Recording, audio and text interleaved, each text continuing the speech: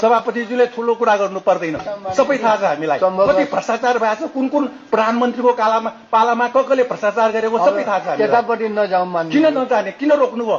म बोल्दिनँ के होइन, रोकेको होइन, नरिसाउन् न, रोकेको होइन, प्लिज टु द पोइन्ट गरिदिनुहोस् भने हो कि मलाई किन खोज्ने होइन, प्लिज प्लिज प्लिज बस्नुहोस् मानिनेज्यू, न मानिनेज्यू न बस्नुहोस्, आफ्नो पोइन्ट राखेर जानुहोस् प्लिज भने। 2-3टा बाँकी छ, अब तपाईँले गरेर जानुहोस्। मन्त्रीजी कुरिरहनु भएको छ, रोकेको होइन तपाईँलाई पक्षपात गरे होइन।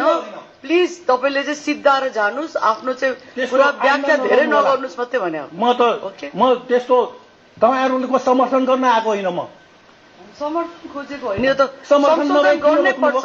किन रोक्नुभयो? विरोध मलाई लाग्दैन कि तपाईँले गरेको विरोध हो। आज युवा जति 80 लाख होइन, मलाई यो विरोध होइन जस्तो लाग्छ। संशोधन हाल्नै पर्छ। तपाईँले रोक्न पाइन्छ त्यस्तै? म त बोलिरहेको छु नि, तपाईँहरूले किन रोक्नुभयो? नरिसाउन् न मान्नेज्यू, भन्नुभयो छोटो मात्रै गर्नु भने हो, कुरा राख्नुहोस् भने हो, छोटो राख्नुहोस्, कुरा राख्नुहोस्। छोटो अरू कसैलाई भन्नु पर्दैन, मलाई किन भन्नुपर्छ सभापतिज्यू? ठिक छ, प्लिज तपाईँ लामै गर्न पाइन्छ, लामै राख्नुहोस्, दिनभरि हामी यही बस्न आऊ। त्यस्तो नचाहिने कुरा। औद्योगिक क्षेत्रहरूमा उत्पादन भएको सबै अधिकांश सामानमा खाद्य स्वच्छता कायम छैन। तपाईँ मन्त्री, उद्योगको मन्त्री, के यो बोल्न पाउँदैन? पाइन्छ, किन नपाउनु? तपाईँको मातहतको काम राम्रोसँग गर्नु पर्यो, जनतालाई धोका दिन पाइँदैन मन्त्रीज्यू। धनी मात्र बाँच्ने भए त सबै अमेरिका गइरहेकै छन् नि, त्यसकारण यो मिलेन। पोइन्ट टु द पोइन्ट गरिदिनुहोस्। पाइन्टै हो, तपाईँहरूलाई घोचेपछि पोइन्टमा पर्दैन, सबै थाहा छ सभापतिज्यू।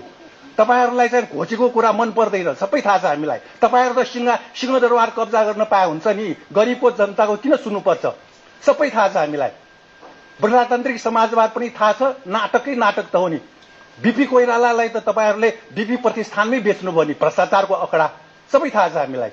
एउटै पार्टीको भए तपाईँकोले किन बोले त? तपाईँ आफै मन्त्री हुनुहुन्छ, तपाईँको जतिलाई बोल्न नदिनु न मन्त्रीज्यू। तपाईँ रुलर हो कि सभापतिज्यू रुलर हो बैठकको? कस्तो कुरा, मजाको कुरा गर्नुहुन्छ। ठिक छ, तर मन्त्रीज्यूले भने त मिलेन नि त।